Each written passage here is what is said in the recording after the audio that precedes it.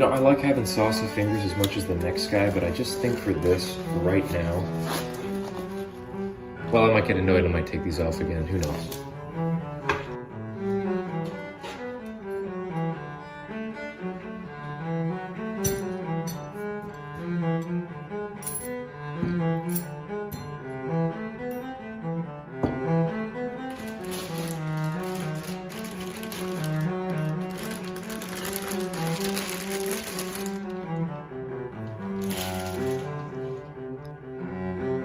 Yeah, not the worst invention ever, but thankfully the hole is the same size as the legs for the tripod. So it should be good. Woo! All right, so excuse the poor light quality, inadequate space to move about, and my shade tree mechanic tool setup that I have going on here. But the truck has been giving me just a little bit of a headache. I'll go ahead and just show you right quick that with the key in the ignition, I'm just getting clicks. So, being that it's the starter then that's going bad, I'm figuring it could be the carbon brushes, it could be some of the copper wiring that connects up to either the positive or the negative side of the starter solenoid, the copper wires that have gone bad or something in there.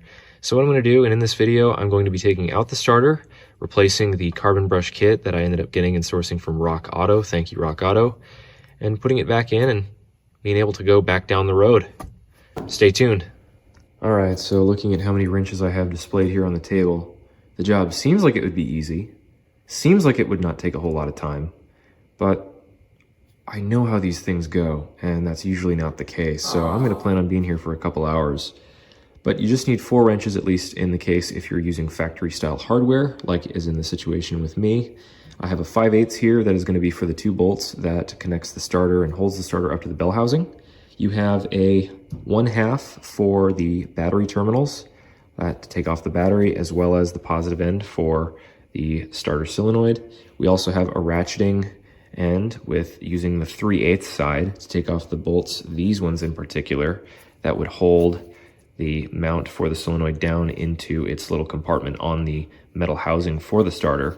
And also finally we have an 11/32 wrench that is going to be for the negative terminal on the starter solenoid. So here it is. This is from Rock Auto. Pretty nice quality, has brand new threads, new gasket, and it even comes with that 4-pin retainer or pressure plate that holds down all 4 of the carbon brushes. So pretty neat that it comes in one giant kit. We'll go ahead and move on to taking the starter out so we can get this new one in and get back on the road. Step number 1, and definitely the most important step, is to remove both the positive and negative ends, the battery terminal cables. I have the positive loose, get that off. Just with the starter having a negative and positive end connected straight to the battery, and I could potentially actually close the gap by turning the 11/32 wrench and engage the starter. I know this one's giving me clicks, but I would say it's always better to err on the side of caution. It can never be too safe. And that way the starter won't engage and my head won't get squished with my head and neck being as close to the tire as I have to be underneath there. Also, just for the sake of any random objects that might be flying around the engine bay, i.e. me maybe getting pissed and throwing a tool, I just have one of these little caps that usually you get when you have a new battery. I just put it on the positive side just for extra insurance. Now we're gonna go ahead and get underneath the driver's side of the truck, and we're gonna take a look at that starter and get that out of there.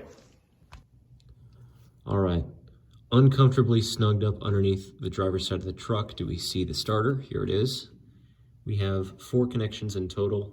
We have the positive and negative end for the wiring harness that's here. And then we have the lower and upper bolt. This lower bolt itself is exactly as I said, a bolt where the upper end is actually a threaded stud sticking through an area of the bell housing with a nut. And so that way, when you take this bolt out, this lower one, the whole starter won't just fall right on you. You can actually slide it up and onto that stud to place it. So we'll go ahead and start using the 11/32 wrench to go ahead and undo the negative terminal nut here. Looking at it too, there's a little mini stack of washers that are on it. So not the best sign, but we'll really see what's going on and maybe get a better diagnosis once this thing is open. These are pretty cool, by the way, these gear reduction starters. Mopars use these for quite a while. I think they started in '62 and went all the way up until '87. Anybody in the comments can go and correct me on that. I won't get into the whole history of it. I don't know much about that other than the years that they were used for Mopars, especially those classic Mopars that give it that unique sound, which I think is referred to as the Highland Park hummingbird. People say it sounds like a screaming witch. And then using a 1/2 for the positive terminal, we'll get this nut off and lock washer that's on there. And now we can just slide the wiring harness up and off of the posts. There we go. Lock washer, go ahead and set that down. And now we're gonna go ahead and undo the bolts for the starter itself. I already have this lower one here undone. I just have to get around the Z-bar and the clutch linkage for the top one that's up there. So using now a 5/8 to undo those two bolts. Once you do that, the starter should fall. Really gotta be MacGyvering my hand up in here. It'd be different with an automatic just because the linkage is different, but with this Z-bar here, it's a little in my way. I could get in through the top end of the motor. I'm just too lazy. I feel like I should just do it all while I'm down here on the ground. A little uncomfortable. All right, so that should be enough to where it's loose. I can go ahead and take out this lower bolt here, just prop up a little support for the starter to make it easier on my fingers.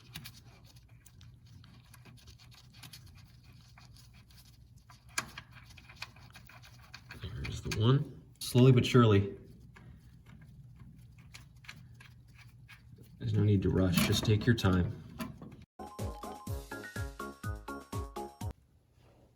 Okay, so as quickly as possible, I'm just going to explain that the unfortunate event that occurred was the camera did not pick up and the filming style was not usable for me actually disassembling and undoing the rotary for the starter motor itself. So I'm just too lazy to reassemble it and just to have it assembled again just so I can take it out again for the shot. So, but when doing so, you're going to want to go ahead and use now the 3/8 side of the ratchet to undo the two long style bolts that are on the ends of the cap that go through the field windings to the metal housing for the starter.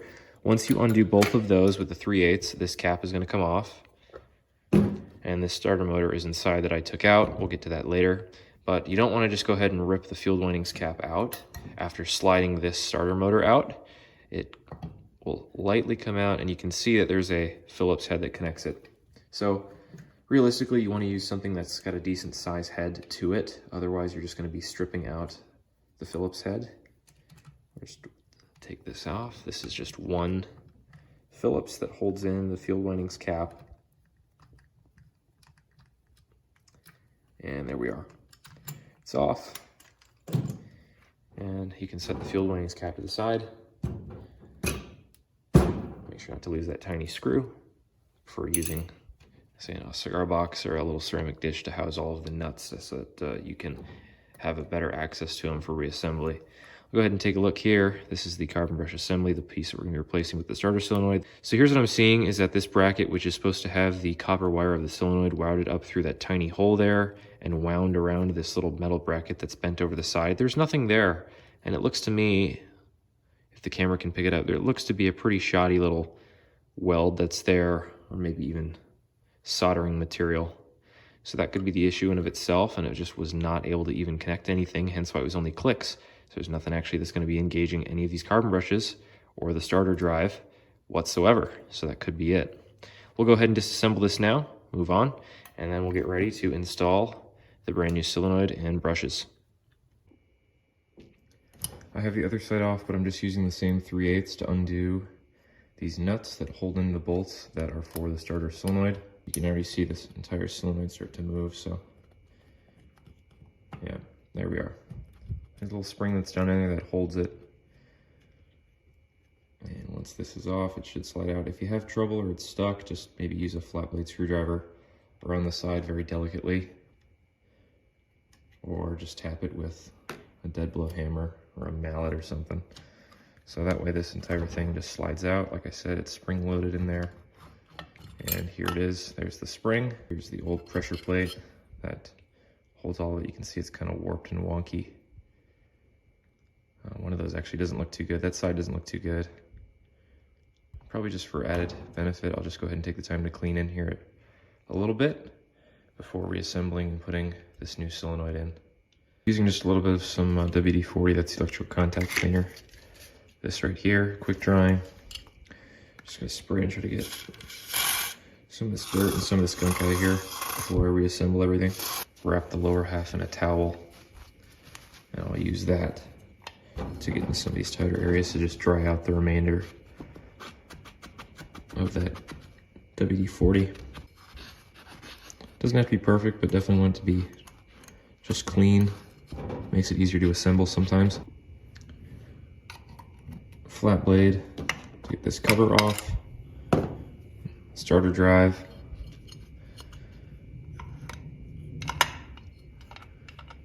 Seems to be good. Looking at the teeth. All the teeth seem to be fine. I'll just put a light bit of grease on this gear here, and probably just this shaft, clean some of that up, and then we'll put the cover back on and put the brushes back on. I had to place just a little bit of high temp grease that was on this gear that's here. Don't recommend putting it on this actual gear that goes up and then seats itself in between the teeth of the flywheel after the starter's engaged. There's no point in putting grease on this. Flywheel already gets grease enough from the oil leak I have, so that works out. Quickly also just gonna scuff this material here because it just seems to be having a pretty rough go of things going in and out. Lining up the bottom half with this spring. Go ahead and insert it there. Make sure that it's nice and seated. And we'll go ahead and make sure that it's not contacting both the sides in any way. Just a quick little scuff and clean. I was able to slide it and actually get it to then seat itself. So now you can actually then push it down. Get them to where they're snug. You're not going to squish that new gasket that's there.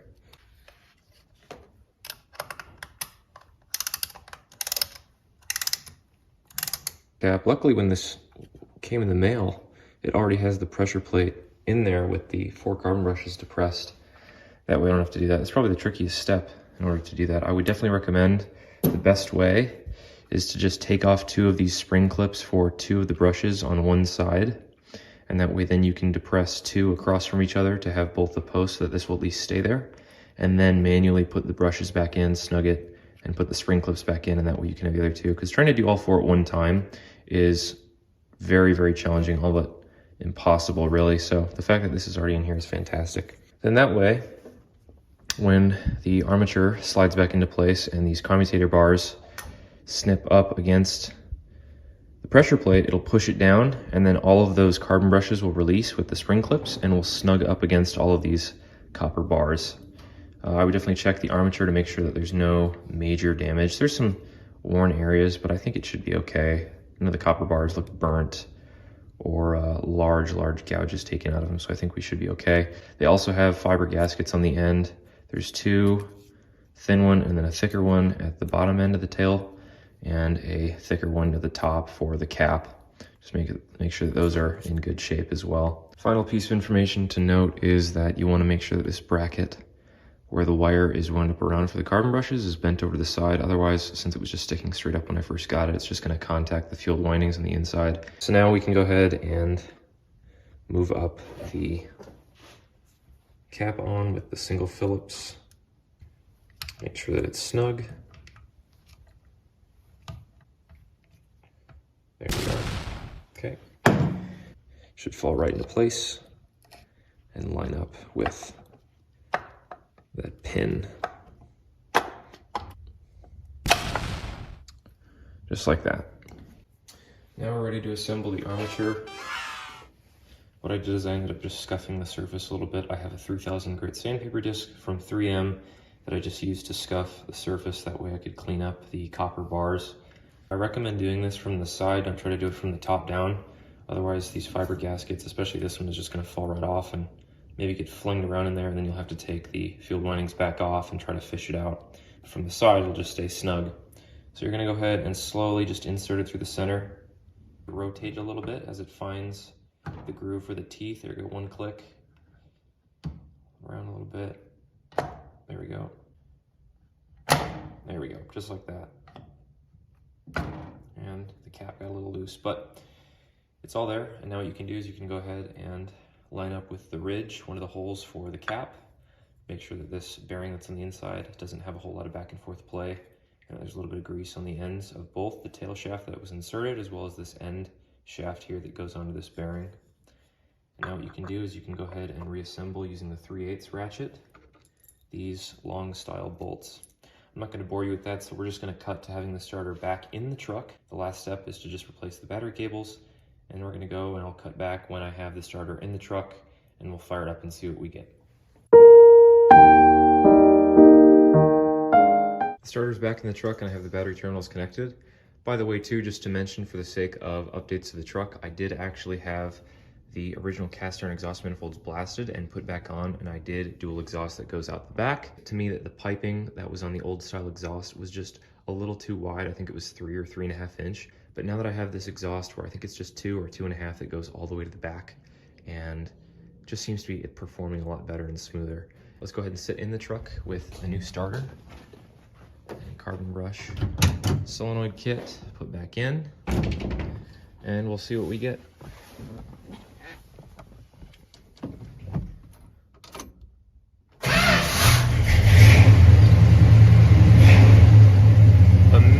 Immediately turned over. So that's really all there is to it. Engine builds oil pressure relatively fast.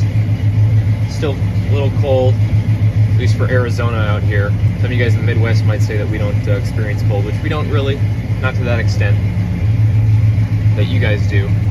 I could have bought a reconditioned starter in its entirety for $30, $35 on Parts Geek, but I'm just such a stickler about originality that I wanted to keep this starter as it seemed to be the original one to the truck, so I didn't want to mess with that. I wanted to go this route, and I got to make a video out of it, which I always enjoy doing. I want to say a big thank you to the over 2,000, almost 2,500, 2,600 people that watched the original overview on this truck. I'm also going to be doing a video in the future about a rebuild of the Saginaw power steering pump, as I did get in the mail my repair kit. Thanks so much for taking the time out of your day to go ahead and click on the video. Go ahead and leave a comment down below telling me what you liked about the video, what you didn't like, and also let me know maybe other projects that you guys have with yourself or other cars that you have that you're working on. But anyway, that's about it. Again, my name is Mac. Take care, and I'll see you guys later.